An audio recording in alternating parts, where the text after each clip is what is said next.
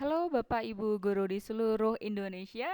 Ini merupakan refleksi keempat dari program seri Semangat Guru 2, non-teknis pendukung implementasi kurikulum Merdeka. Bersama saya Danik Trisniawati dari SMA Negeri 2 Cibinong, Kabupaten Cianjur, Provinsi Jawa Barat. Refleksi kali ini adalah tentang empati dan perencanaan materi pembelajaran. Tujuannya, apa hal baru yang Anda pelajari tentang empati dan perencanaan materi pembelajaran? Kedua, bagaimana lembar aksi 1 membantu Anda untuk melatih empati? Dan ketiga, tips untuk para pengajar menerapkan empati dan perencanaan materi pembelajaran. Oke, Bapak Ibu, kita akan bahas satu-satu. Yang pertama adalah hal baru yang dipelajari tentang empati dan perencanaan materi pembelajaran.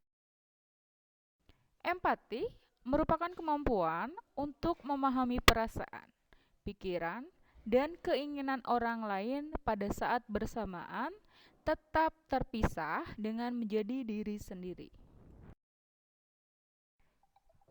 Dua faktor yang terdapat dalam empati. Pertama adalah faktor kognitif, merupakan pemahaman nuansa emosi, marah, bahagia, senang, sedih, dan sebagainya. Kemudian yang kedua ada faktor afektif, memahami apa yang dirasakan orang yang mengalami kejadian tersebut, seperti menerima orang lain, melihat sudut pandang orang lain, menentukan sikap, dan memperkuat relasi guru dan murid. Ada beberapa jenis empati. Yang pertama ada empati global, yakni usia 1 sampai dengan 1 tahun, proses alamiah. Dan yang kedua empati egosentris, berumur 2 sampai 5 tahun. Anak pada usia ini sudah mampu membedakan bahwa kesedihan itu bukan hanya miliknya. Kesusahan yang sedang menimpa orang lain bukan kesusahannya sendiri. Empati kognitif berusia 6 sampai dengan 10 tahun. Di usia ini, anak sudah mulai memandang dari perspektif orang lain, khususnya orang yang sudah dikenal. Kemudian, empati abstrak pada anak usia 10 tahun lebih.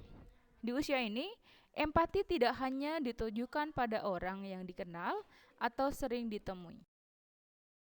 Manfaat empati yang pertama, dapat mengerti perasaan, pikiran, dan keinginan orang lain termasuk siswa. Kedua, bisa menerima orang lain dengan apa adanya, yakni dengan menyadari kalau ada perbedaan. Ketiga, bisa memandang suatu keadaan dari sudut pandang orang lain. Keempat, bisa mengantisipasi situasi sehingga dapat memiliki atau menentukan sikap yang sesuai. Jika tidak ada empati dalam pembelajaran, hubungan interaksi pendidik dan peserta didik akan kurang baik. Kemudian, proses pembelajaran tidak berjalan efektif. Yang ketiga, guru hanya fokus mengajar target pembelajaran yang mengakibatkan siswa enggan bertanya. Dan yang terakhir, guru tidak akan mampu memahami kondisi siswa yang pada akhirnya bisa mengakibatkan siswa merasa terasingkan dan terabaikan. Guru juga dapat mengasah empati tersebut dengan cara kontak mata. Bisa kita lakukan saat mendengarkan orang berbicara, upayakan untuk menatap wajahnya. Kemudian respon yang sesuai, kita bisa melihatnya dari ekspresi atau bahasa tubuh sesuai isi pembicaraan dan tidak berlebihan.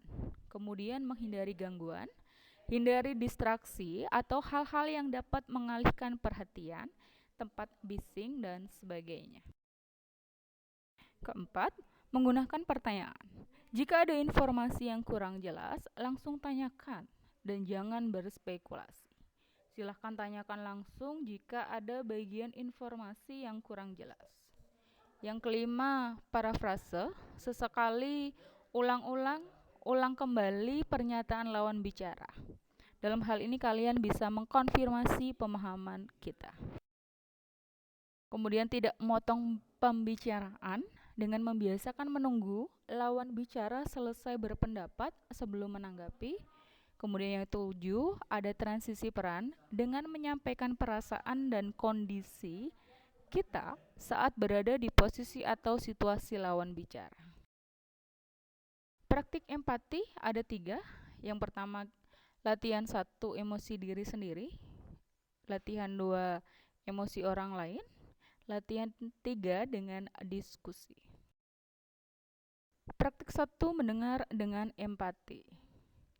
Latihan dengan emosi diri sendiri, mencoba untuk merenungkan salah satu pengalaman emosional Anda, bisa tentang mengajar ya Bapak Ibu. Kemudian Bapak Ibu juga bisa menuliskan emosi Anda pada saat itu, serta yang Anda pikirkan dan yang Anda rasakan. Untuk aspek penilaian, ya, bisa mengisi dengan beberapa tabel berikut ini, bisa digunakan dengan checklist ya. Kemudian ada praktik 2 dengan mengenali situasi dengan empati. Latihan 1, emosi diri sendiri. Instruksi untuk murid, silahkan direnungkan salah satu pengalaman emosional kamu tentang mengajar. Tulislah emosi kamu pada saat itu, kemudian memikirkan saat itu, serta yang dirasakan. Latihan 2, emosi orang lain. Dengan cara merenungkan keadaan yang berada di luar atau yang terjadi pada orang lain, boleh pengalaman keluarga maupun teman, dengan cara menulis emosi yang ia rasakan, kemudian apa yang ia pikirkan, serta seperti apa rasanya. Latihan 3 adalah mengobservasi, dengan cara memberikan beberapa pertanyaan yang dapat memantik diskusi. Di sini terdapat 2 gambar ya Bapak Ibu. Ada gambar tentang seorang anak yang memukul temannya, kemudian terjadi demonstrasi tentang kenaikan BBM ya. Jadi dengan pertanyaan-pertanyaan yang sudah disampaikan, Bapak Ibu bisa menuliskan emosi apa yang dirasakan. Mengapa praktik empati itu efektif? Yang pertama, bisa melatih nuansa emosi, baik untuk dirinya sendiri, orang lain, maupun kepada murid. Kemudian, mampu atau bisa melihat kebutuhan siswa. Kemudian bisa juga menampilkan sikap mendengar aktif. Dalam hal ini, dengan sikap mendengar aktif, kita bisa melihat perwujudan empati tersebut. Kemudian, mencari rekan yang dapat serius mendukung kemajuan Anda. Nah, bagaimana caranya agar bisa berhasil? Yakni dengan cara berkomitmen. Oke. Bagaimana lembar aksi 1 membantu Anda untuk melatih empati? Yakni pertama, saya menjadi terbantu untuk mengenal lebih dalam apa itu empati. Kedua, dampak positif yang dapat saya kembangkan. Pertama, saya menjadi mampu memahami nuansa emosi yang pernah saya alami. Kemudian, saya juga menjadi lebih peka dalam memahami perasaan orang lain. Kemudian, saya juga dapat menahan diri untuk tidak memotong pembicaraan yang disampaikan oleh rekan saya. Oke, kemudian yang terakhir ya, pertanyaan terakhir, apa tips untuk para pengajar menerapkan empati dan perencanaan materi pembelajaran? Guru perlu berkomitmen untuk melihat kebutuhan siswa dalam belajar dengan menyesuaikan pendekatan yang dibutuhkan.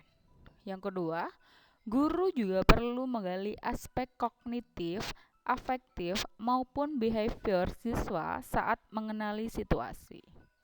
Yang ketiga, guru harus bisa bergaul serta berkomunikasi dengan siswa.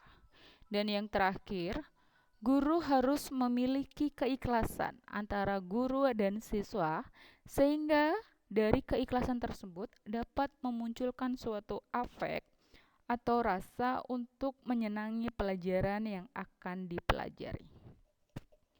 Oke, terima kasih Bapak Ibu guru yang ada atau yang sudah menonton video refleksi hari ini. Jangan lupa untuk mengikuti pelatihan Semangat Guru 2. Sampai jumpa. Terima kasih.